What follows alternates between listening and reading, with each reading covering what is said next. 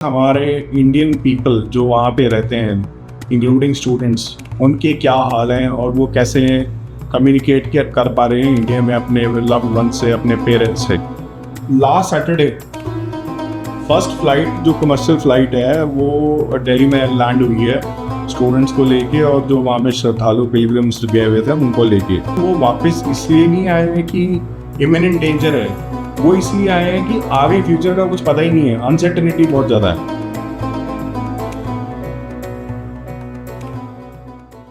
नमस्कार, आदाब, सत श्री अकाल दोस्तों, और कैसे हैं आप? आज हम दोबारा वापस आए हैं एक नए टॉपिक के ऊपर डिस्कशन के लिए रिगार्डिंग दी ईरान प्रोटेस्ट, और कैसे हमारे इंडियन पीपल जो वहाँ पे रहते हैं इंक्लूडिंग स्टूडेंट्स, उनके क्या हाल हैं और वो कैसे कम्युनिकेट कर पा रहे हैं इंडिया में अपने लव्ड वन से, अपने पेरेंट्स से। चलिए शुरू करते हैं। बेसिकली अभी क्या है, जो प्रोटेस्ट हो रहे हैं तो उसकी वजह से क्या है, वहाँ पे पूरा इंटरनेट शटडाउन है, और हमारे यहाँ से करीब 9,000 इंडियंस ईरान में रहते हैं, जिसमें से जो ज़्यादातर जो है स्टूडेंट्स हैं। और स्टूडेंट्स उन लोगों ने वहाँ पे मेडिकल स्टूडेंट्स हैं, वो उन्होंने यूनिवर्सिटीज़ में इनरोल किया हुआ है ईरान इराक के बॉर्डर पे।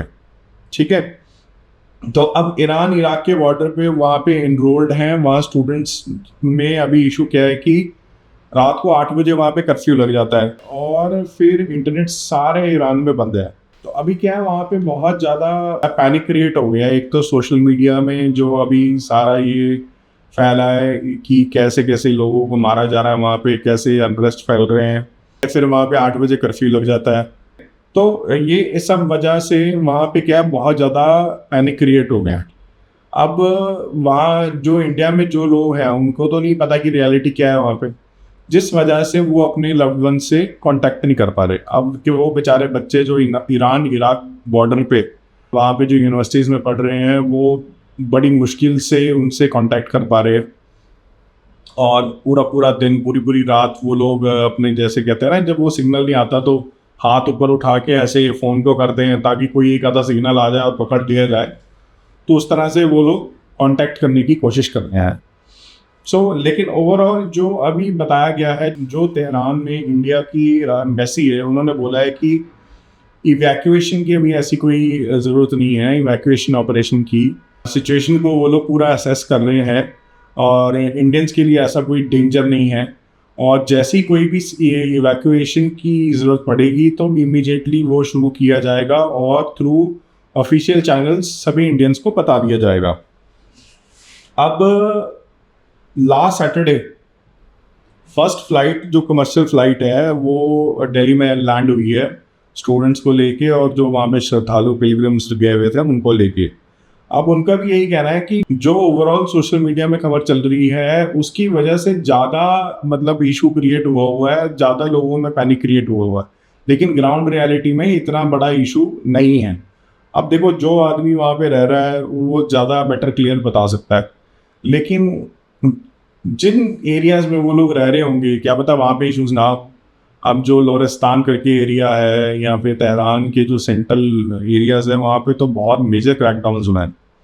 तो ये उन्होंने कहा है, और वो ये कह रहे थे बच्चे भी, और जो वहाँ के जो सिटीजन जो अभी रह रहे हैं उनका ये कहना था कि वो वापस इसलिए नहीं आए हैं कि इमिनेंट डेंजर है, वो इसलिए आए हैं कि आगे फ्यूचर का कुछ पता ही नहीं है, अनसर्टेनिटी बहुत ज़्यादा है।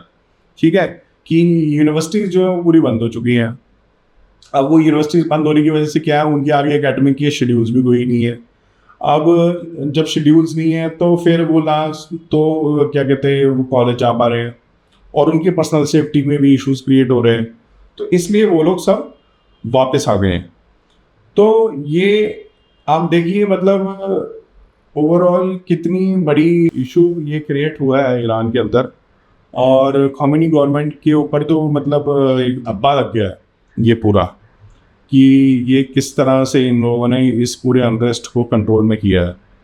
और वहाँ पे बेसिकली जो है, एक हमारे जो JNK की संस्था है, ऑल इंडिया मेडिकल एसोसिएशन, उसके वाइस प्रेसिडेंट है मोहम्मद मोमीन खान। तो वो एश्योर करा रहे हैं इंडियन पेरेंट्स को यहाँ पे, जब जम्मू कश्मीर में भी, कि आप लोग निश्चिंत रहें, हम लोग पूरी कोशिश कर रहे हैं बच्चों से वहाँ पे और लोगों से कांटेक्ट करने में, और वो लोग बिल्कुल सेफली घर वापस आ जाएंगे। और अगर वो वहाँ पे भी रहते हैं तो ऐसा कोई उनको इमिनेंट डेंजर नहीं है। सो यस, देखिए ये तो है ही है, इंडिया के रिलेशंस हर एक के साथ अच्छे रहे हैं, इनफैक्ट खमीनी गवर्नमेंट के साथ भी अच्छे रहे हैं। तो ऐसा हम एज ए इंडियन हमें कोई ऐसा इमिनेंट डेंजर नहीं है। बट ये जब कहते हैं ना कि भीड़ पागल होती तो किसी को भी मारा जा सकता है, तो ये सब चीज़ें हैं। सो वीडियो अगर पसंद आई हो तो please like, subscribe and share my channel. जय हिंद, जय भारत।